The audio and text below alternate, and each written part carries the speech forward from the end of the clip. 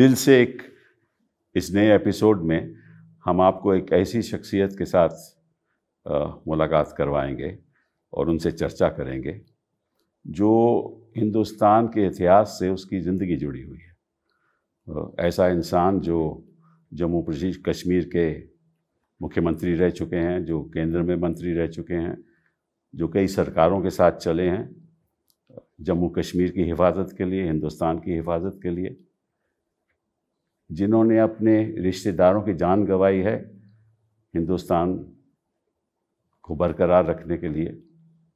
वो इंसान हैं फ़ारूक अब्दुल्ला साहब। चलिए उनसे बातचीत करते हैं। शायद कुछ बातें ये नहीं जानते लोग कि फ़ारूक साहब एक प्रोफेशनल भी हैं। जी, मैं डॉक्टर हूँ। मैं डॉक्टर हैं मेडिसिन का जी। और शुरुआत कब आपने? मैंने जयपुर में ये तालीम हासिल की थी, डॉक्टरी की। अच्छा। और फिर मैं 64 में विलायत चला गया था। तो जयपुर में क्यों? उस समय जयपुर में हमारे यहाँ मेडिकल कॉलेज नहीं था कश्मीर में नहीं। और क्योंकि मेडिकल कॉलेज नहीं थे तो उन्होंने 40 सीटें गवर्नमेंट ऑफ इंडिया ने मेडिकल कॉलेजेस के लिए तैनात की थी सारे मुल्क में। उसमें जयपुर में भी हमारी 2 सीटें थी। इसी तरह इंदौर में थी, दिल्ली में थी, हर जगह थी। अच्छा। लेडी हार्डिंग में थी, लेडी औरतों के लिए। तो इसलिए उस वक्त जब सिलेक्शन होता था तो चीफ मिनिस्टर जो थे, उस वक्त तो प्राइम मिनिस्टर था बख्शी साहब, मुझे सिलेक्ट किया उन्हें जयपुर के लिए। अच्छा। तब मैं जयपुर गया। तो फिर उसके बाद आप इंग्लैंड चले गए? फिर मैं इंग्लैंड 64 में चला गया था। मगर मैं आपको एक इंसिडेंट बताऊं। बहुत इंटरेस्टिंग इंसिडेंट है जयपुर का। जब मैं गया तो वहाँ पे रैगिंग होती है। अच्छा। मुझे मालूम नहीं था ये रैगिंग क्या होती है। अच्छा। तो बड़े उल्टे शुल्टे ये होता है तो मैं भाग गया, मुझसे बर्दाश्त नहीं हुआ। तो मुझे जवाहरलाल जी के घर ले गए। मिर्ज़ा जी, खुदा उसको जन्नत नसीब करे। तो जवाहरलाल जी मुझे कहने लगे, फारूक तुम भाग क्यों रहे हो? मैं भी पढ़ा हुआ स्कूल में जहाँ ज़बरदस्त रैगिंग होती थी विलायत में, मगर मेरे वो बड़े अच्छे दोस्त बन गए, तुम्हें वापस जाना चाहिए और ये सब ठीक हो जाएगा। मैं कभी भूल नहीं सकता। अगर वो मुझे वापस नहीं भेजते मैं डॉक्टर नहीं बनता। जवाहरलाल जी हैरो में पढ़े थे तो हैरो में बहुत रैगिंग होती थी और मैं सेंट स्टीवन में पढ़ा था तो वहाँ भी खूब रैगिंग होती थी। तो हमने बर्दाश्त किया। खैर बहरहाल बात करते हैं जम्मू कश्मीर की और इतिहास की बात हम बाद में करेंगे। आपसे एक बात पूछना चाहता हूँ कि जब अगस्त 5 को इन्होंने 370 हटा दिया, आपको इस बात का इल्म नहीं था? बिल्कुल नहीं, क्योंकि 3 दिन पहले हम इनसे मिले। मैं था, उमर था और जस्टिस मसूदी थे, अदर मेंबर ऑफ पार्लियामेंट ये दफ्तर में। तो मैंने इनसे गुजारिश की, मैंने कहा जनाब ये जो फौज इतनी जा रही है, क्या युद्ध करने का कोई इरादा है आपका? क्या हम उसकी तैयारी करें? फिर नहीं, कुछ नहीं कहा, बिल्कुल चुप रहे, खामोशी रहे। बहुत अच्छी तरह से बातें की और हम घर चले गए। अच्छा। घर चले गए तो 5 तारीख को इन्हें ऐलान कर दिया। और ऐलान कर दिया और उसके बाद हमें बंद कर दिया। अच्छा। पार्लियामेंट आ नहीं सकता था। तो जब बंद कर दिया मैं हैरान हुआ, भाई मुझे बंद क्यों कर रहे हो? बंद कहाँ किया? घर में, और दरवाजे बंद कर दिए। लगभग हाउस अरेस्ट कर दिया उसी वक्त। अच्छा। तो मैं हैरान हुआ, ये क्या बात है? इतने वक्त में मेरी बेटी आई ऊपर से, कहने लगी हाउस में सवाल हुए हैं कि तुम क्यों नहीं पार्लियामेंट में हो? तो होम मिनिस्टर साहब अमित शाह साहब ने बयान दिया, भाई वो आज़ाद आदमी है, वो उसकी मर्जी, आएगा नहीं आएगा उसकी मर्जी है, हम क्या कर सकते हैं? कि अमित शाह जी ने पार्लियामेंट में यह कह डाला, ये कह दिया कि आप आज़ाद हो, हालांकि आप हाउस अरेस्ट में। मैं हाउस अरेस्ट था। अच्छा। तो जब मैंने ये सुना तो मैं दौड़ा उसी वक्त, मैंने ताला तोड़ दिया। मैंने उनको माना नहीं, जो सिक्योरिटी वाले वहाँ पुलिस वाले बाहर खड़े थे। तो मैंने ढूंढा ये कहाँ, ये जो ये मीडिया है, मीडिया मैंने देखा होटल में है। अच्छा। वहाँ पहुँचा, मैंने इनसे बात की, भैया ये मेरा हाल है। और मुझसे कहता मैं आज़ाद हूँ और मैं बंद हूँ। अच्छा। और फिर तमाशा ये देखिए कि रात को 11:30 बजे मैं नींद में हूँ और मैजिस्ट्रेट साहब आते हैं और पुलिस उनके साथ है। अच्छा। और कहते हैं जी आपके ऊपर हम PSA लगाने वाले हैं, पब्लिक सेफ्टी एक्ट कीजिए, जिसको कहते हैं पब्लिक सेफ्टी एक्ट। हाँ, पब्लिक सेफ्टी एक्ट। तो मैंने कहा भाई किस लिए, क्या वजह है? उन्होंने कहा हमें ये पता नहीं है, मगर आपको इस पेपर पर दस्तखत करना है। तो एक बात मेरी जहन में आती है, आप चीफ मिनिस्टर रह चुके जम्मू कश्मीर के, जी कई साल रहे। आप केंद्र में मंत्री रह चुके, जी बिल्कुल रहा। आपने वाजपेयी जी को सपोर्ट भी किया बिल्कुल की, 1999 में, बिल्कुल की। और आपने यहाँ भी शामिल हुए। उमर साहब यहाँ मंत्री भी बने, आपके बेटे जी। और फिर आपको पब्लिक सेफ्टी एक्ट के अंदर उन्होंने कार्रवाई शुरू कर दी। मतलब कि आप क्या खतरा था हिंदुस्तान का कि आपको उनको अंतर करना पड़ा? मैं नहीं समझता हिंदुस्तान को कोई खतरा था। तो फिर इनको क्या खतरा था? इनको क्या खतरा था? इनको खतरा लगा कि हम लोग बाहर निकलेंगे, हम लोग शोर करेंगे, हम इसके खिलाफ एहतजाज करेंगे, अच्छा, और तूफान उठाएंगे, हमको बंद कर दिया। तो ये ऐसे ही मगर कमाल ही इस बात का है कि कोई एक्सप्लेनेशन नहीं। क्या हम भारत के खिलाफ हैं? हम क्या पाकिस्तानी एजेंट है, या चीनी एजेंट है, या अमेरिकन एजेंट है? क्या है? इनके एजेंट नहीं हो ना, इनके एजेंट नहीं। हाँ, बस यही है। हाँ, कमाल तो ये हुआ। तो महबूबा को भी इस बात का हुआ कि इन्होंने महबूबा को भी कर दिया पब्लिक सेफ्टी एक्ट के अंदर, कर दिया। महबूबा उमर को भी बंद कर दिया, महबूबा को भी बंद कर दिया। और कमाल ये देखिए, उमर और महबूब को पहले हरी निवास में रखा। अच्छा, वहाँ फिर ये डर लगा कि उमर और ये मिलते रहेंगे तो पता नहीं क्या साजिशें बनेगी, तो महबूब को वहाँ से निकाल दिया। अच्छा, Alone this man I see. was in a house with I think 20 or 25 rooms अच्छा, in that palace, और अजीब हालत थी। तो महबूबा के मिल साथ सकते थे ना कुछ कर सकते थे। पर फारूक साहब महबूबा के साथ तो ये सरकार चला रहे थे, तो वो कैसे इनको लगा कि वो उनको पब्लिक सेफ्टी एक्ट के अंदर खतरा हो गया उनको? मैं समझता हूँ वो इसलिए निकाला गया उसको कि इन्होंने ये 370 निकालना था, उसके लिए एक हुकूमत वहाँ नहीं होनी चाहिए थी। तो ये चाहते थे कि गवर्नर का राज होगा, तो गवर्नर के राज में वो ये कर सकेंगे।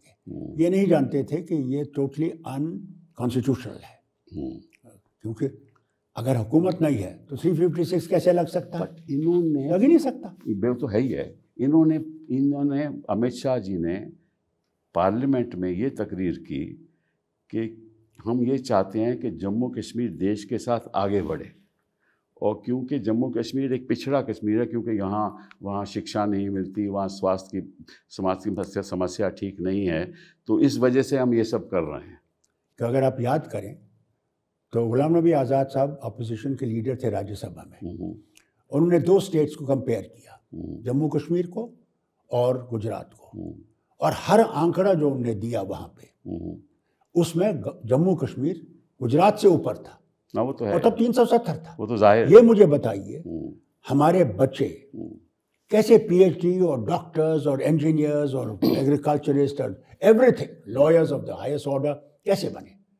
अगर हमारे यहाँ पिछड़ापन था तो पहाड़ों पे वो लड़की और लड़का जिसने कभी तालीम पाई नहीं थी, उसने तालीम कैसे पाई? सबसे बड़ी चीज़ ये थी कि जब जो ही हुकूमत बनी शेर कश्मीर की आज़ादी के बाद, पहला कानून ये हुआ कि एजुकेशन जो है वो from the school level, primary level to the university level, not like this free. और दूसरा लैंड टू टिलर, कि जमीन जो है जो उसको लगाता है उसका हक है उस जमीन पे। और ये शेख अब्दुल्ला साहब कहते थे, ये उनका कानून था। कानून आया जिसमें आज आप देखें, अगर जो हमारे पिछड़े वासी हैं, हरिजन हैं, जिन्हें हम शेड्यूल कास्ट कहते हैं, उनका हाल देखिए। आज वो ज़मीनों के मालिक हैं, घर आबाद हैं। आपने हिंदुस्तान में देखा ना कि किस तरह किसानों का एजिटेशन हुआ 3 बिलों पे हुआ। सही बात है। 700 से ज़्यादा मरे। करेक्ट। हमारे यहाँ एक भी नहीं था, जो क्योंकि हमारे यहाँ सारे किसान आबाद हैं। तो जो मतलब के सोशल रिफॉर्म या समाज परिवर्तन आप लोग जम्मू कश्मीर में लाए, वो यहाँ ये लोग भी नहीं कर पाए, कहीं नहीं कर पाए। तो मतलब और उसका नतीजा ये निकला कि हमको ये कहकर कि 370 इनको पीछे रख रहा है। यही नहीं, ये भी कहा कि आतंकवाद जो है वो भी 370 की वजह से है। मैं आपको यही आतंकवाद की हम बात करते हैं तो ये सवाल पूछना चाहता हूँ कि आतंकवाद 5 अगस्त 2019 से पहले भी था, बहुत था, आज का ख़त्म हो गया है। यही तो मैं हैरान हूँ। इन्होंने खुद बयान दिया था, मेरे ख्याल से चेन्नई में, या कहा कि साहब आतंकवाद जो है 370 ख़त्म करने के बाद आतंकवाद ख़त्म हो जाएगा, और ये बिल्कुल नहीं होगा। मगर आप देखिए, यहाँ तक के बड़े बड़े अफसर, कर्नल मिलिट्री का माहौल नहीं है।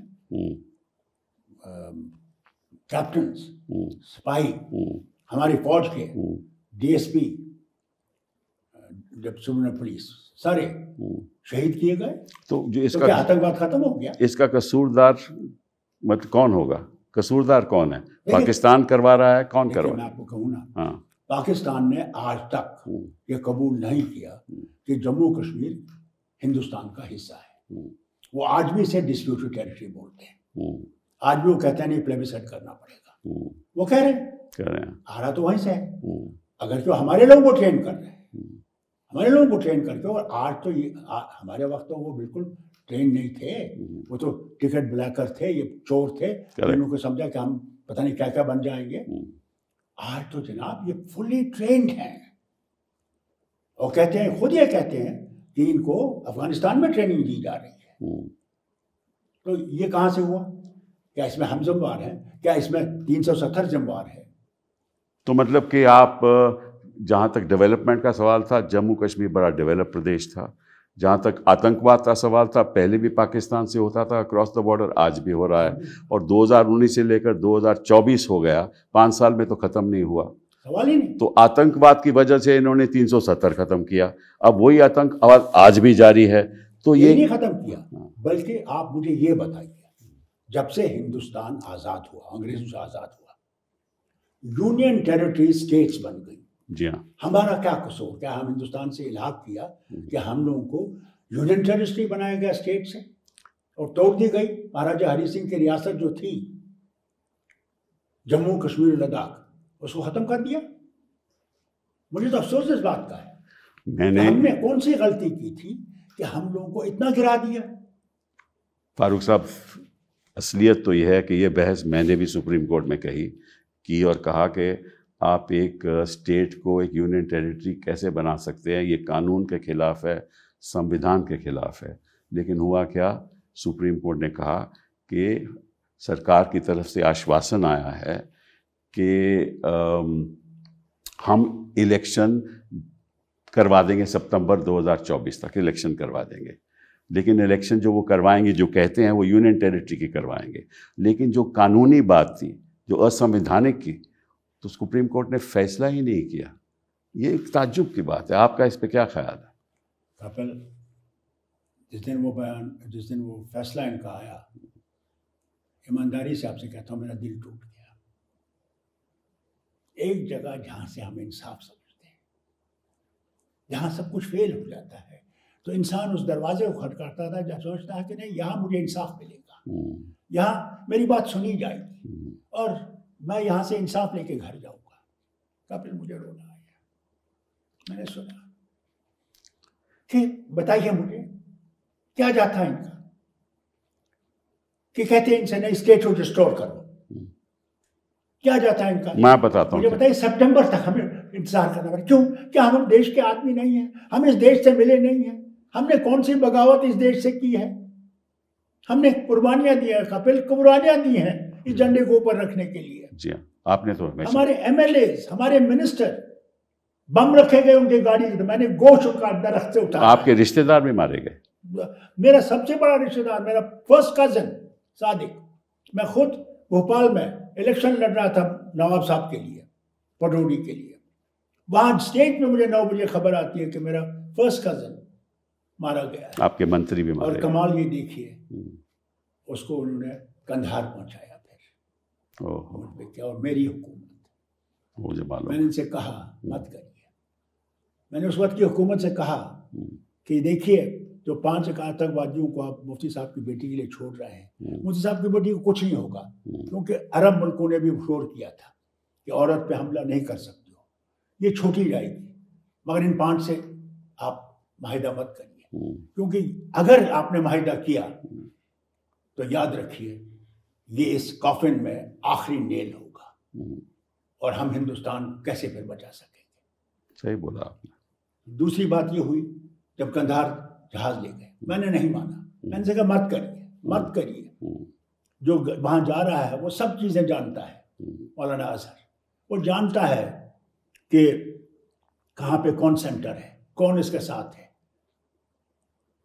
और ये आपके लिए बहुत मुश्किल हो जाएगा। और वो लटरम जिसने कि जनाब आप यकीन नहीं करेंगे, एक बच्चे को खड़ा कर दिया पुल के ऊपर पूरे बम लगा के, अच्छा, और बटन दबाया और उसको उड़ा दिया डर पैदा करने के लिए।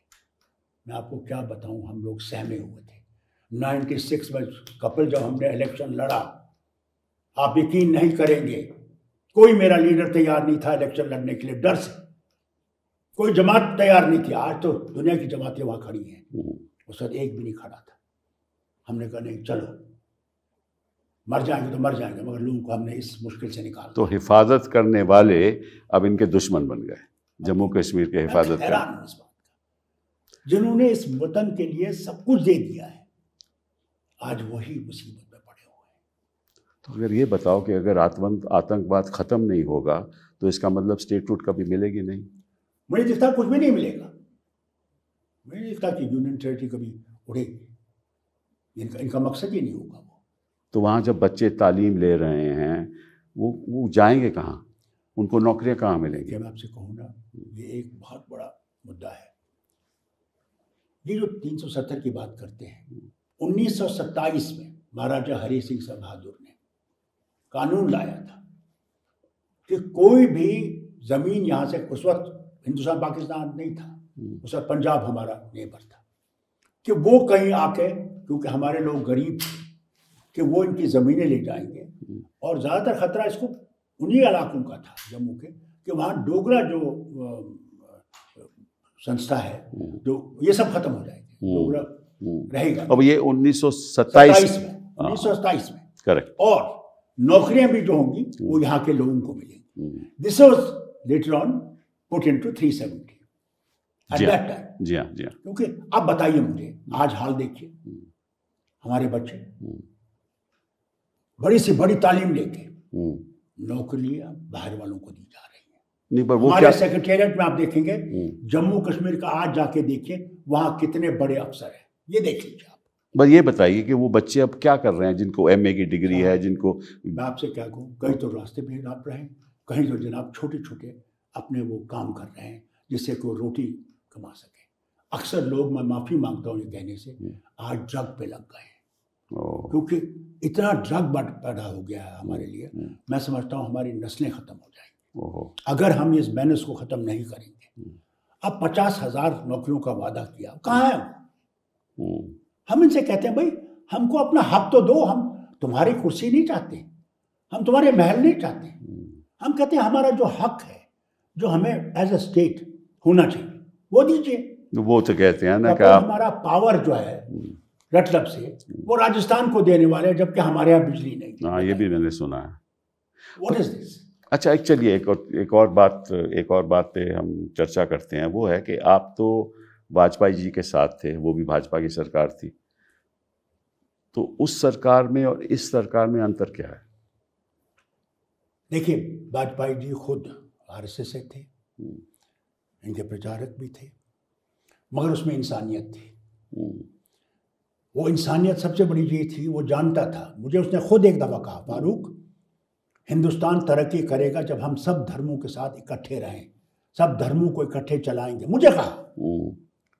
और जब हम एक दूसरे को पहचानने की कोशिश करेंगे तो ये हिंदुस्तान तरक्की करेगा, तेजी से तरक्की करेगा। आज धर्मों में बांटा जा रहा है, आज वोट के लिए सब कुछ कुर्बान किया जा रहा है। ये मुल्क हम सबका है। वाजपेयी जी पाकिस्तान भी गए, ये भी सुन लीजिए, पाकिस्तान गए, पाकिस्तान में उन्होंने नवाज शरीफ से बात की, और मुझे कोई इसमें लिबर्टी पार्टी बात नहीं रखूंगा, बल्कि उनसे कहा कि देखो भाई, ये झगड़ा छोड़ दीजिए। वो बार बार कहते थे कि पड़ोसी बदला नहीं जा सकता, दोस्त बदलाया जा सकता है, इकट्ठे रहेंगे तरक्की करेंगे, नहीं तो हमारी तरक्की कम हो जाएगी। क्या हुआ? गए, मुझे नहीं ले गए क्योंकि वो डर गए कि फारूक अब्दुल्ला उनके बहुत खिलाफ है। वो समझते हैं कि हमने ये समझते हैं आप इनके खिलाफ हैं, वो समझते हैं वो इनका, आप ये हालत है। तो मैंने कहा ठीक है, मैं तो नहीं आप नहीं ले जाएंगे। तो वहाँ बात की उनसे कहा भाई रास्ता निकालेंगे। बल्कि ये देखिए, जहाँ पे पाकिस्तान का ऐलान किया वहाँ खड़े हो गए और कहा, लोगों में शक था कि हिंदुस्तान पाकिस्तान मानता नहीं है। उन्होंने कहा नहीं, मैं प्रधानमंत्री हिंदुस्तान से आपसे कहता हूँ, हमने कबूल किया है पाकिस्तान एक मुल्क है और हम आपसे दोस्ती के साथ रहना चाहते हैं, तरक्की करना चाहते हैं। मगर पता नहीं उसको क्या हो गया। ये सोचते हैं कि पाकिस्तान, और शायद ये ख्यालात आपके भी हैं कि पाकिस्तान कभी नहीं चाहेगा कि हिंदुस्तान के जो झगड़े हैं ये ख़त्म हों। ये गलत बात है। गलत बात। कौन चाहेगा कि ख़त्म नहीं हो?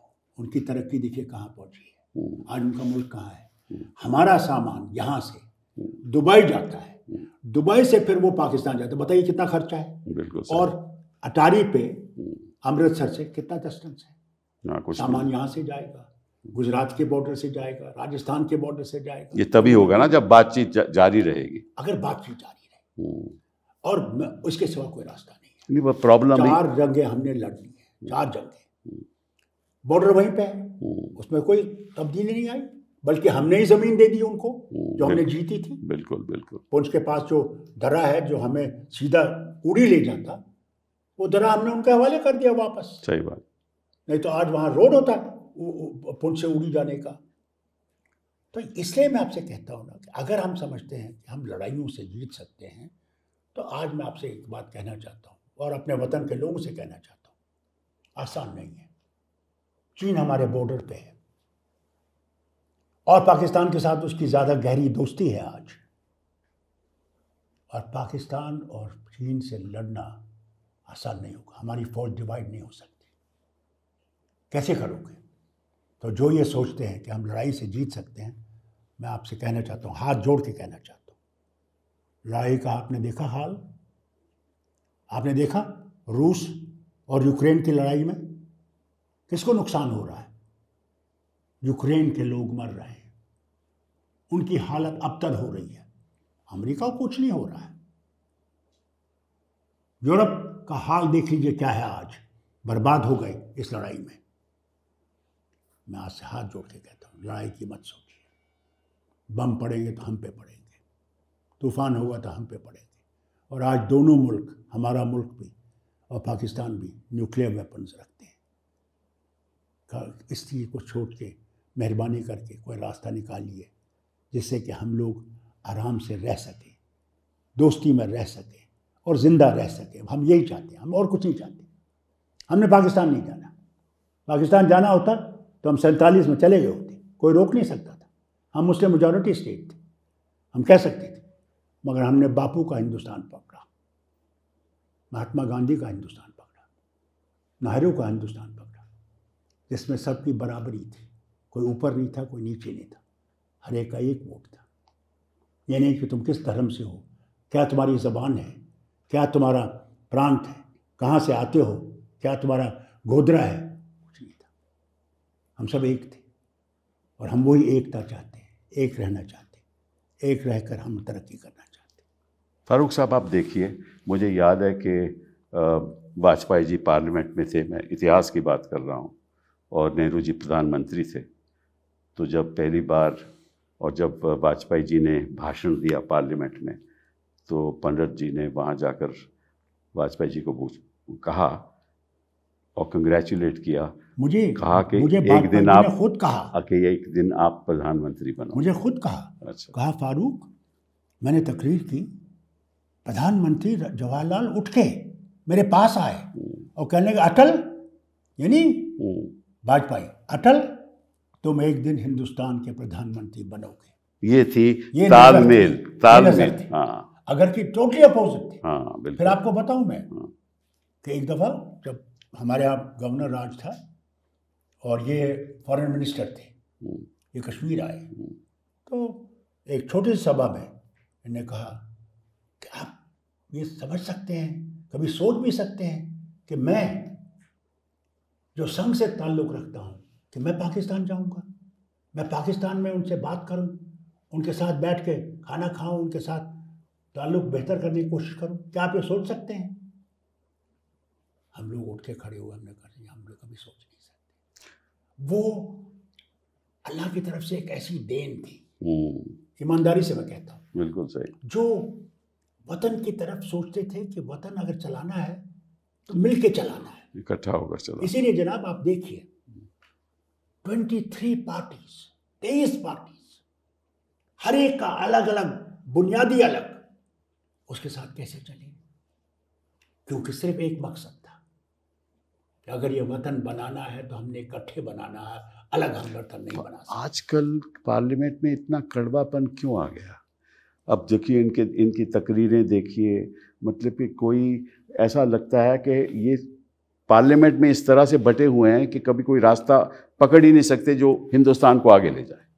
यही मुसीबत है। मतलब इन्होंने लोग सस्पेंड कर दिए, 146 लोग सस्पेंड कर दिए, बिना बहस के कानून पारित करते हैं। ये हमारी इंस्टीट्यूशन का होगा क्या?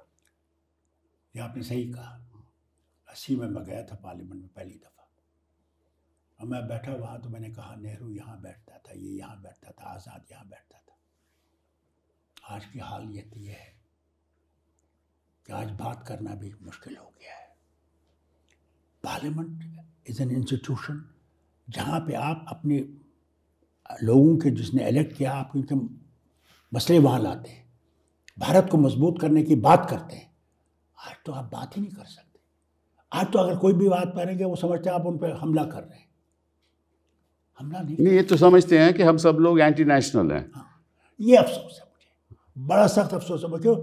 अगर आपको सुनने का नहीं है, आप नहीं सुनना चाहते, तो फिर कैसे वतन चलेगा? हम हुकूमत गिरा नहीं सकते, मगर हुकूमत जहाँ गलत होगी वहाँ कह तो सकते हैं कि जनाब ये जो रास्ता है ये थोड़ा सा बदला दीजिए, क्यों इसमें आपका फ़ायदा है। ऐसे आप देखिए, कानून आया, वो फार्मर्स की बिल्स आई थी, आए ना, 3 बिल्स आए, कितना हमने समझाने की कोशिश की कि साहब सिलेक्ट कमेटी में भेजिए, इसमें कुछ नुक्ते गलत हैं, ये मुश्किल कर देंगे। नहीं माना।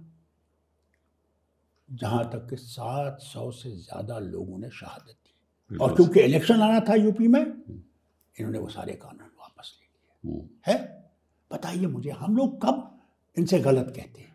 हम भारत को मजबूत करना चाहते हैं, इवन इन ऑपोजिशन। सही बात। भारत को कमजोर नहीं करना चाहते। सही बात। क्योंकि हम इसके वासी हैं। अगर हम इसको डूबते देखेंगे, क्या हम बच जाएंगे? सही बात। वतन रहेगा तो हम सब बचेंगे, कोई भी जमात से हो, कोई पार्टी हो, कोई मजहब हो। सबसे ज्यादा जरूरी वतन है, नेशन। अच्छा, एक बात मैं अब इतिहास की करूँगा। जब 1950 में जम्मू कश्मीर में, उसके बाद जब हमला हुआ उससे पहले, तो उस समय स्थिति जम्मू कश्मीर में क्या थी? क्योंकि रोज़ ये आरोप लगाते हैं कि उस समय पंडित नेहरू जी को हमला कर देना चाहिए था, और जो आज जो पाकिस्तान ऑक्यूपाइड जम्मू कश्मीर है उसको हमें ले लेना चाहिए था, और ये गलती सब पंडित नेहरू की थी। आपको मालूम है कि क्या हुआ क्या नहीं हुआ? आप देश की जनता को बताइए असलियत क्या थी। मैं आपको बताऊं, पहले तो मैं आपसे कहूं, कोई प्रधानमंत्री नहीं है जिसने अच्छा काम नहीं किया है, और अगर कहीं गलती हो जाती है तो हमारे यहाँ ये कहा जाता है, हमारे पुस्तकों में भी लिखा है, जो गुजर गया उसकी अच्छी बातें करो, गलती उस पर छोड़ दो। मगर वो आज बात नहीं है। जिस तरह पंडित नेहरू जी पे आरोप लगाए जा रहे हैं, बिल्कुल गलत है, बिल्कुल गलत है। क्योंकि उस वक्त बहुत कम फौज थी, और अगर आप वो पत्र देखें जो हमारे उस वक्त के होम मिनिस्टर सरदार वल्लभ भाई पटेल ने लिखा, उसमें लिखा उन्होंने कि भाई हमारे पास साधन इतने ज़्यादा नहीं है, हमें जल्दी चाहिए, कोशिश करनी चाहिए कि ये कितनी देर चलेगा, हम नहीं चाहते इतनी देर चलना, क्योंकि हमारे पास साधन नहीं है। हिंदुस्तान भी फौज ले जा ही नहीं सकते थे। हाँ, जा नहीं। फिर क्या हुआ हुजूर? अगर आज राजौरी और पुंछ हमारे साथ है, वो मेहरबानी जवाहरलाल की उस वक्त की है। उस वक्त के फौज के जो थे, क्योंकि ये फौज मिक्स फौज थी, ये स्टेट्स की फौज थी, उस वक्त इंडियन आर्मी नहीं थी इस तरह आज। तो उस वक्त उन्होंने फैसला किया कि अगर हमने इस वक्त फौज को मोड़ा नहीं राजौरी पुंछ की तरफ, तो राजौरी पुंछ पाकिस्तान में चला जाएगा। वो पहले ही चला गया था, वहाँ पे राजौरी में पाकिस्तान का झंडा लग गया था। अगर वो फौज नहीं जाती तो आज राजौरी पुंछ हमारा हिस्सा नहीं होता। ये नेहरू की गलती नहीं है, ये नेहरू की मेहरबानी है कि उसने इस हिस्से को बचाया और वो हमारा हिस्सा बन गया। ये अफसोस मुझे इस बात का था, कहते उसको कुछ भी नहीं था। मैं इनसे पूछता हूँ, आज जो चंद्रयान ऊपर है वो कैसे है? ये जो इंस्टीट्यूशन किसने खड़ा किया? जवाहरलाल नेहरू ने। आपके IIT किसने खड़े किए? नेहरू ने। आपका ये जो भाखड़ा नंगल भाखड़ा नंगल है, या ये जो आपका एटॉमिक वो है भाभा वो किसने खड़ा किया? नेहरू ने। DRDO किसने खड़ा किया? कितनी चीजें मैं आपके सामने रखूं जो उसने की। अगर 17 साल में आप कहते हैं उसने कुछ नहीं किया तो मुझे अफसोस है। फिर आप हमारी हिस्ट्री नहीं। इनकी नजरिए से तो हिंदुस्तान का इतिहास 2014 से शुरू होता है, मतलब हाँ, सब कुछ उसी बात से उसके बाद ही हुआ है, मगर उससे पहले तो कभी कुछ हुआ ही नहीं। अब बताइए मुझे, खुद वाजपेयी जी ने इंदिरा गांधी को क्या कहा जब बांग्लादेश आजाद? तो क्या कहा? दुर्गा है। आज उसी दुर्गा के ऊपर आप आरोप लगाते हैं। आजकल तो इनका देखिए ऐसा है, आजकल तो ये ED का इस्तेमाल करते हैं। इनको मालूम है कि 2024 में इलेक्शन आने वाले हैं, तो इन्होंने तो आपको भी ED के नोटिस दे दिया। कर दिया। अल्लाह का करम है कि ये समझते हैं कि हम लोगों को चुप करेंगे। मतलब नहीं, केजरीवाल ये हर एक जिसको ये सब दूध के धुले हुए हैं। इनके जो मंत्री हैं, इनके जो राज्य सरकारों में मंत्री हैं, उन्होंने कोई गलत काम ही नहीं किया, और ऐसे लोगों को इन्होंने शामिल किया अपने मंत्रालयों में, राज्य सरकारों में, जिनके आरोप कुछ दिन पहले ही उनके ऊपर लगाते थे। उन्होंने बड़े घपले किए, और जिनके खिलाफ कार्रवाई हो रही है वो सब बंद हो गई, क्यों? इनके साथ आ गए। और जो भी ऑपोजिशन के लोग हैं वो सब उनके खिलाफ इन्होंने हर मुख्यमंत्री के खिलाफ इन्होंने ED नोटिस दिया हुआ है जो विपक्ष का है। तो सरकार कैसे चलेगी? ये एक बहुत छोटी सोच है, बहुत छोटी सोच है। अरे क्या तुम हिंदुस्तान सिर्फ तुम बनाओगे? नहीं, ये तो बताइए फारूक साहब। तुम बनाओगे? नहीं, क्या बाकी सब बेकार के लोग? नहीं फारूक साहब, ये तो बताइए, आप 1964 में लंदन गए ना, विलायत। वहाँ आपने अकाउंट खोला, आप डॉक्टर थे। अब इन्होंने PMLA का नोटिस आपको दिया है और ये पूछा है कि आप 1964 का अकाउंट बताइए, ठीक है ना? अब PMLA तो 2005 में आया, तो ये आपसे पूछ रहे हैं कि 1964 का अकाउंट बताइए। अब बताइए, मुझे कमाल है। मैं आपसे कहता हूँ क्योंकि आप वकील हैं, मैं कहता हूँ कौन इनको ऐसी राय दे रहा है? क्या कर रहे हैं? हम क्या दुश्मन हैं? हम किसी के दुश्मन नहीं हैं।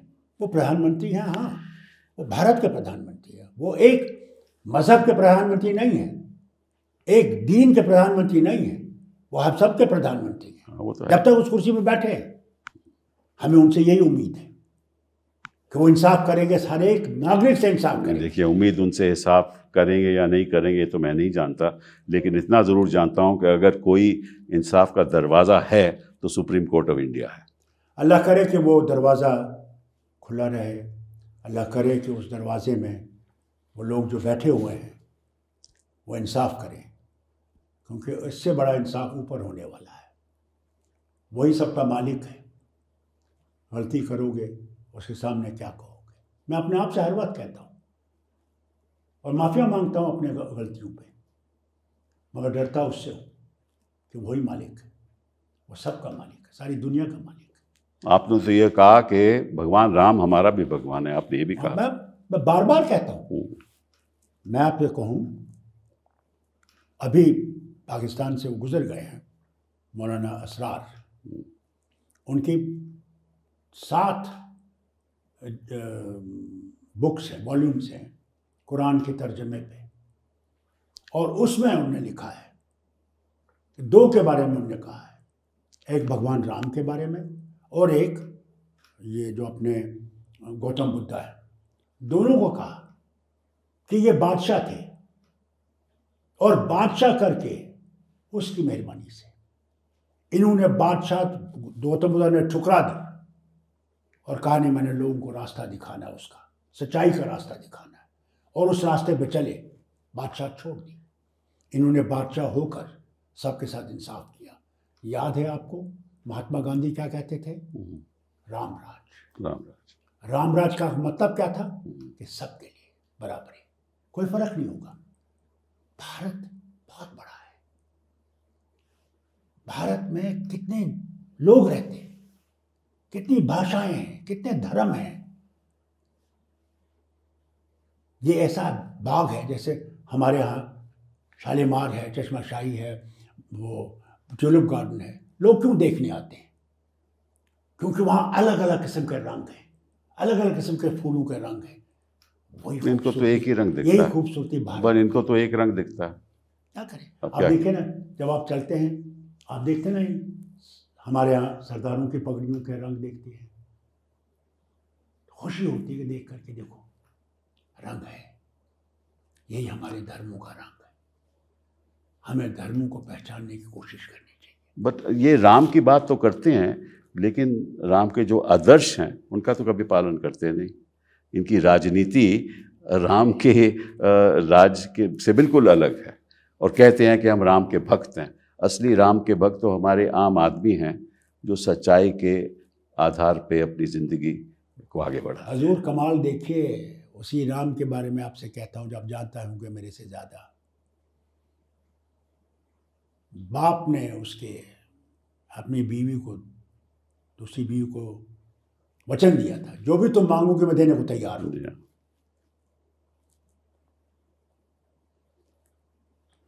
उसने मांगा दशरथ को गति दो।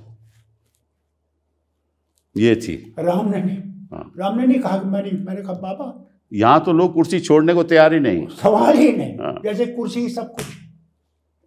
और ये देखिए, जब उस दरिया को पार करने के लिए गए तो वो किश्ती वाला क्या कहता है? इन्होंने कहा हमारे पास कुछ भी नहीं है। सीता मैया ने कहा मेरे पास कंगन है, जी हाँ, ये लो हमें पार ले जाओ। उसने कहा भगवान, जब मेरा वो वक्त आएगा ना स्वर्ग के जाने के, तो मेरा हाथ पकड़ के मुझे ले जाएगा। ये था राम, और ये था राम, ये था हमारा कल्चर। ये राम था। कभी राम ने फर्क किया ये कौन धर्म है, ये किस धर्म से मानता है, क्या इसका वो क्या इसकी पहचान है? नहीं। मैं तो यही कहता हूँ, अल्लाह करे कि हम तो जाए जहाँ हम लोग खुशी से रह सके। इंसान मंदिर जाना चाहे जाए, मस्जिद जाना चाहे जाए। क्यों? भगवान हर जगह है। बिल्कुल बिल्कुल, हर दिल में, मगर हम उसे पहचानते नहीं। इसलिए भारतवासियों से मैं कहूँगा, पहले अपने धर्म को समझने की कोशिश करो। जिस दिन तुम अपने धर्म को समझ जाओगे, तुम किसी धर्म से नफरत नहीं करोगे। कोई कर ही नहीं सकता। कोई नहीं, नफरत क्यों किसी से करें? धर्म छोड़िए, आप किसी से नफरत करें क्यों? अगर किसी ने गलती की है वो भुगतेगा। आप नफरत क्यों करते हो? नफरत के आधार पे राजनीति क्यों करते हैं? ये मुझे सख्त अफसोस लगता है। चलिए साहब, ये तो हो गई जम्मू कश्मीर की बात, इतिहास की बात। अब बात करते हैं इंडिया अलायंस की। ये भी बहुत एक, क्योंकि हमारे सामने बड़ी भारी चुनौती है, और अगर हमारी विपक्ष के दल इकट्ठा होकर इस वक्त इकट्ठा होकर जो जिस तरफ देश जा रहा है उसको रोकेंगे नहीं, तो मैं समझता हूँ कि देश के भविष्य को खतरा है, लोकतंत्र को खतरा है। न सिर्फ लोकतंत्र को खतरा है, मैं ये कहूँगा कि आने वाली जो पीढ़ी है वो हमें कभी माफ़ नहीं करेगी, कभी माफ़ नहीं करेगी। आज वो चुनौती हमारे सामने है। अगर हम लोग एकजुट होके, अपने ईगो को छोड़ के एकजुट होकर नहीं सोचेंगे कि इस मुल्क को बचाना कैसे है, तो मैं समझता हूँ हम सबसे ज़्यादा बड़ी। तो क्यों नहीं हो रहा ये इंडिया अलायंस का? समझ नहीं आ रही क्या बात है। क्योंकि जब हम मिलते हैं, अभी मिले थे, मुंबई में भी मिले थे, और हमने उस वक्त भी यही कहा, यहाँ मिले थे अशोक होटल में, कि साहब हम लोगों को इकट्ठे होने के लिए वो रास्ते ढूंढने चाहिए। सबसे बड़ी टाइम बहुत कम है, वक्त बहुत कम है। हमने कहा साहब एक सेक्रेटेरिएट बनाना है, और उसके साथ ऐसे आदमी को लाइए जो हम सबको जोड़ सके, जो हमारी आपस में मतभेद हो उनको पीछे रखें। आज अगर हमने इस मुल्क को, वतन को बचाना है, तो उन चीज़ों को छोड़ के हमने वतन की सोच है, और वतन की इस सोच में हमें इकट्ठे। तो ये तो अपनी सीटों का समझौता नहीं हो रहा है इनका, ये वतन की क्या सोचेंगे? मैं आपसे कहूँ ना, नहीं होगा तो फिर इस अलायंस को खतरा है, और हो सकता है कि दूसरे मिलके एक अलग गठजोड़ बनाए, जिसका मुझे ज़बरदस्त खतरा है। और मैं समझता हूँ कि आज भी, अभी भी वक्त है, इस वक्त भी। ये समझौता तो 6 महीने पहले हो जाना चाहिए था, और अगर अप्रैल में या एंड मार्च में इलेक्शन हो गए तो आपके पास वक्त क्या है? मैं आपसे कहा ना, वक्त बहुत कम है। इसीलिए मैं आपसे गुजारिश करता हूँ, कपिल, मैं आपसे गुजारिश करता हूँ, आप सीनियर एडवोकेट भी हैं, सीनियर इंसान भी हैं, पॉलिटिक्स में रहे हैं, मिनिस्टर रहे हैं, भारत को देखा, हर कोने से भारत को देखा है। वक्त आ गया है कि आपको अपना कदम ज़रा थोड़ा तेज करना पड़ेगा। मैं तो सबसे बात करता हूँ, प्रयास करता हूँ। बात करना नहीं है, आगे चलना है। आगे चलना, बात हो गई, अब वक्त बात का नहीं है, अब एक्शन का है। आज एक्शन चाहिए, आज बात नहीं चाहिए। तो ये जो बात हो रही है कि ये अलायंस का चेयरपर्सन चाहिए, अलायंस का कन्वीनर चाहिए, इस पे कोई मतभेद होना नहीं चाहिए। कोई नहीं होना चाहिए। इसमें मैं क्या आपसे कहूँ ना, इसीलिए तो मैं आपसे कहता हूँ, फौरन आजकल जो बातें हो रही है, मैं उसमें ये बात कहने वाला हूँ, कब टाइम नहीं रहा। Let's get on with it. Yes. और remember, you are going to sink not yourself, you are going to sink this nation. Congress party एक ऐसी नेशनल पार्टी है जिसको उदार दिल होना चाहिए और जेनरोसिटी दिखानी चाहिए, और ये कहना चाहिए कि चलिए, जहां हम डोमिनेंट हैं हम लड़ेंगे, जहां आप डोमिनेंट है आप लड़िए, और इसी पे होगा, इसी पे होगा। हाँ, पिछली दफा भी यही हुआ है। देखिए, आप देखते हैं कि ममता लेफ्ट को कोई सीट नहीं देना चाहती थी पिछले इलेक्शन में। करेक्ट। अभी देने को आज ममता तैयार है, कहती जहां आप जीत सकते हैं ले लीजिए। यही कांग्रेस पर अगर रोज के रोज जहां भी तुम लोगों को जीत सकते हो मुझे बता दो, मैं देने को तैयार। पर अगर रोज के रोज ममता के खिलाफ बयान देंगे तो फिर क्या होगा? नहीं, देखिए, वो लोग बयान दे रहे हैं जो बहुत छोटी सोच के। पर ये बंद इनको ये बंद करना चाहिए। उससे हम नफरतें पैदा कर रहे हैं, हम डराव और बढ़ा रहे हैं। मगर ये मत मांगे जहां आप जीत नहीं सकते वहां क्यों मांग रहे हैं आप? क्यों?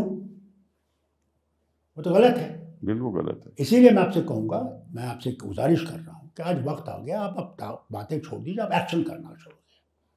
और इसमें यही है कि अगर हमने इन्हीं दिनों में जल्दी से जल्द इसको ठीक नहीं किया तो माफ़ी मांगता हूँ। We are betraying the nation and nation will never forgive us. मैं समझता हूँ फारूक साहब, सबसे बड़ी चुनौती हमारे उत्तर प्रदेश में है, जहाँ इनकी सोच ये है कि इनको काफ़ी सारे सीटें मिलेंगी, और वाकई में अगर इनको मिली तो फिर हो सकता है कि दोबारा वापस आ जाएं सत्ता में।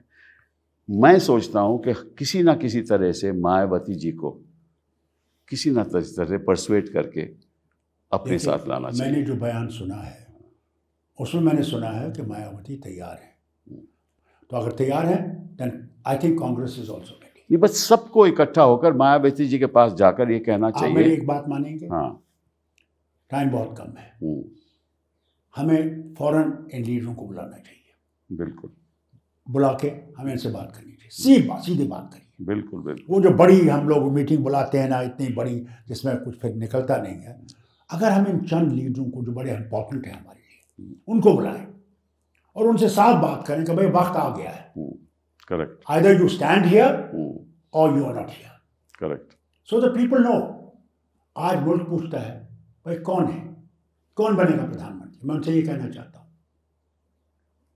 जवाहरलाल जब बुजुर्ग होने लगे तो इलस्ट्रेटेड वीकली आती थी खुशवंत सिंह की हर हफ्ते, उसमें आता था आफ्टर नेहरू हु। क्या आप सोच सकते थे उस वक्त कि शास्त्री जी प्रधानमंत्री बनेंगे नेहरू के बाद? छोटे से सोचते से कोई सोच ही नहीं सकता। मेरे दिमाग में कभी आता नहीं था कि इतनी बड़ी शख्सियत के सामने कौन आएगा। शास्त्री आए। आज जो लोग पूछते हैं कि कल इलेक्शन आएगा, कौन बनेगा प्रधानमंत्री, मैं इनसे कहना चाहता हूँ, अगर ऊपर वाले ने ऑपोजिशन को बहुमत दी, एक बेहतरीन वजीर आज़म हम लोग चुनेंगे जो लोगों के लिए काम करेगा और हम सबको इकट्ठे चलाएगा। ये मत सोचिए ये बनेगा या वो बनेगा, उधर बनेगा, इस चीज़ को छोड़ दीजिए।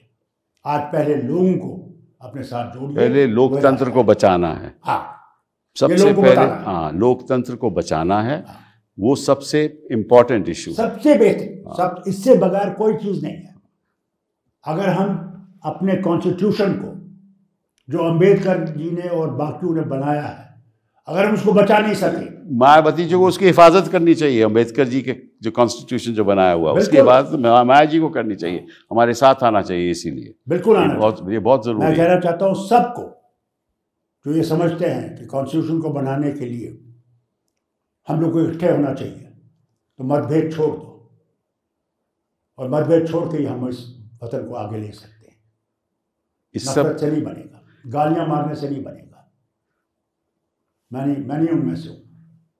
फारूक साहब, इस समय देश में मैं समझता हूँ कि कोई ऐसी संस्था नहीं है, मैं जुडिशरी के बारे में तो नहीं बोलूँगा, कोई ऐसी संस्था नहीं है जिसको ख़त्म नहीं किया है सरकार ने।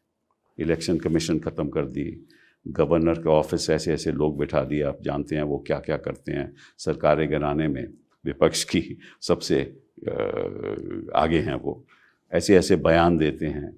हमारे चेयरमैन साहब, हमारे स्पीकर साहब, आप देख ही रहे हो 146 लोग इन्होंने सस्पेंड कर दिए। वाइस चांसलर्स यूनिवर्सिटी के इनके लोग लगे हुए हैं, IITs के हर जगह। तो मतलब कि कोई ऐसी संस्था देश में नहीं है, और साथ साथ में ED इनके पास है, CBI इनके पास है, सब कुछ उनके पास है। इसका मतलब ये है कि कोई ऐसी संस्था, इंडिपेंडेंट संस्था इस देश में नहीं है जो अपने संवैधानिक हक निभा रही हो। केवल एक सुप्रीम। एक बात बोलूं, हाँ, इसकी जिम्मेदार वो हुकूमत है जो यहाँ रही थी पहले। हाँ बिल्कुल सही। उन्हें इलेक्शन कमीशन को टोटली इंडिपेंडेंट करना चाहिए था, टोटली। देखो सुप्रीम कोर्ट ने फैसला दिया। देखिए आज प्रधानमंत्री, एक और मंत्री और ऑपोजिशन को, बट सुप्रीम कोर्ट वो चूज करेगा। बट फारूक साहब, कोर्ट के चीफ जस्टिस को बाहर कर दिया। हाँ यही ना, तो सुप्रीम कोर्ट का फैसला था। आप बताइए मुझे, तो आप जिसको चुनेंगे वो तो वही गवर्नमेंट का जो आदमी होगा उसी को चुनेंगे, है? तो ये भी हम लोगों को देखना चाहिए था। बिल्कुल। जितने भी इंस्टीट्यूशंस हैं जिनका मकसद इस देश को बनाने का था, उनको हमने पूरी इंडिपेंडेंट इख्तियार देना था। आज के दिन मैं सच बताऊं और दिल की बात कह रहा हूं, जुडिशरी को भी खतरा है। जिस तरह से ये नियुक्ति हो रही है लोगों की, वहाँ भी खतरा है। तो कहीं ऐसा ना हो कि वो संस्था जो वाकई में हमारे हकूकों का हिफाजत कर सकती है, अगर वो कहीं ख़त्म हो गई तो हम कहीं नहीं रहेंगे। बिल्कुल सही बात। फिर तो हम उन देशों में से हो जाएंगे जो सरकार कहेगी वो होगा और कोई किसी की सुनवाई नहीं होगी। इसको हमें बचा। ये वो भारत नहीं है, भारत हो ही नहीं सकता, होने ही नहीं देंगे। हाँ, कैसे? हाँ। और अल्लाह करे कि अगर आप लोगों को हुकूमत देता है खुदा, तो आप पहला कदम जो उठाएंगे कि इन संस्थाओं को आप इंडिपेंडेंट कर दें। बिल्कुल बिल्कुल, सभी को करना। हाँ बिल्कुल करना। हमारे खिलाफ नहीं, और ये जो ED, हमारे लिए बेहतर, ये जो PMLA का कानून है, ये जो ED के इसको रद्द करना होगा। और ये जो क्रिमिनल लॉज अब जो लाए हैं वो तो सबसे ज़्यादा खतरनाक हैं। आपसे कहूँ ना, इसीलिए हमारे लोग जो है वो ये समझते नहीं है, ना हमारे लीडर उनको समझाते हैं कि हो क्या रहा है। वो सिर्फ कुर्सियों की तरफ दौड़ रहे हैं। कुर्सियों को मार दीजिए गोली, पहले कोशिश कीजिए लोगों को समझाने कि हम पहुंचे कहाँ हैं, कहाँ जा रहे हैं, किस खंदक की तरफ जा रहे हैं, ये बताना ज़रूरी है। अगर हम नहीं बताएंगे तो गलती हमारी है, हम वही गलतियां दोहराएंगे जो पहले हुई हैं। अल्लाह करे कि हम उन गलतियों को दूर कर। फारूक साहब बताएगा कौन, हम तो खैर बताएंगे ही थोड़ा बहुत, उसके लिए कोशिश करें। लेकिन जो मीडिया है जो बिका हुआ है, देखिए मीडिया बिका हुआ है, कसूर हमारा है। क्योंकि ED देखिए उनके पीछे लगा हुआ है, उनके बॉसेस के पीछे लगा हुआ है। उन्होंने कहा जानने मजा जो ये कहते करो करके हम तो कहते हैं हर चीज में दबाव। हम सुप्रीम में मेरे कश्मीर के अखबार देख लीजिए, कोई भी खबर जो वहाँ ने लिखनी है पहले वो इंटेलिजेंस डिपार्टमेंट जाता है, वहाँ ने एक सेक्शन बना रखा है। मैं समझता हूँ उनको बहुत भारी खतरा है, क्योंकि जिस तरह से इन्होंने उन संस्थाओं को ज़ीरो कर दिया, ख़त्म कर दिया है, तो जो अगर संस्थाएं ख़त्म हो जाएंगी तो संवैधानिक ढांचा रह जाएगा। ये बड़ी खतरनाक बात है। आपके क्या ख्यालात हैं इसमें? आपका बिल्कुल सही है इस मामले में कि अगर हमने संविधान बचाना है तो संविधान बच सकता है जबकि हमारी जो कॉन्स्टिट्यूशनल बॉडीज़ हैं वो इंडिपेंडेंट हो, वो इंडिपेंडेंट डिसीजन ले, राइट डिसीजन ले, जो सही है वही करें। हम नहीं कहते हैं कि आप वो करें जो गलत है, सही करें, उससे संविधान बच सकता है। मगर जब आपने ऐसे लोगों को वहाँ बिठा रखा है who don't fit the bill, तो what do you expect? How do you expect to save the constitution? या तो वो ऐसे लोग होने चाहिए जो अपनी जिंदगी कुर्बान कर सकते हैं मगर संविधान से नहीं खेलेंगे। ऐसे लोग तो बिठाते ही नहीं वहाँ तो ऐसे लोग बिठाते हैं जो इनका कहा माने, जो ये कहें उसको आगे बढ़ाएं, और नहीं तो फिर उनका तबादला हो जाता है। अब देखिए, दुनिया में किसी भी लोकतंत्र देश में ऐसे हुआ है कि गिनी चुनी सरकारें हो और उसको गिरा दिया जाए डिफेक्शन के द्वारा और सुप्रीम कोर्ट फैसला ना करे? मैंने तो आज तक सुना नहीं। मैंने नहीं सुना, मगर हमारे यहाँ अभी होने लगा।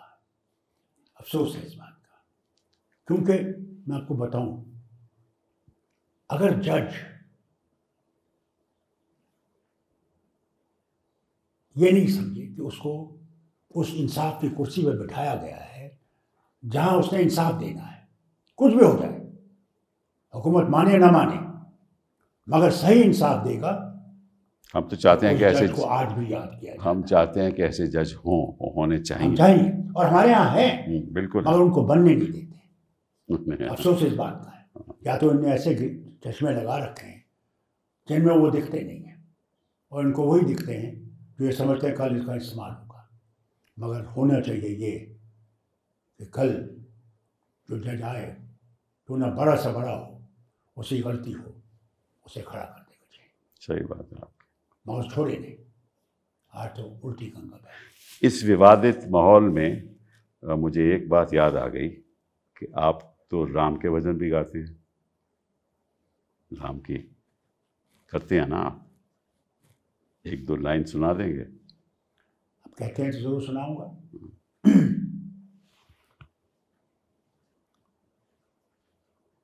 मेरे राम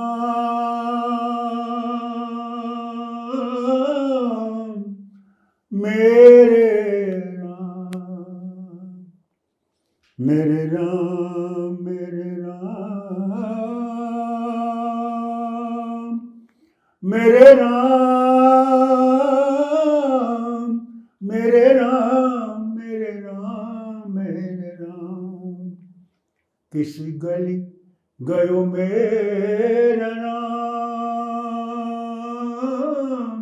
किस गली गयो मेरे राम, आंगन मोरा, आंगन मोरा,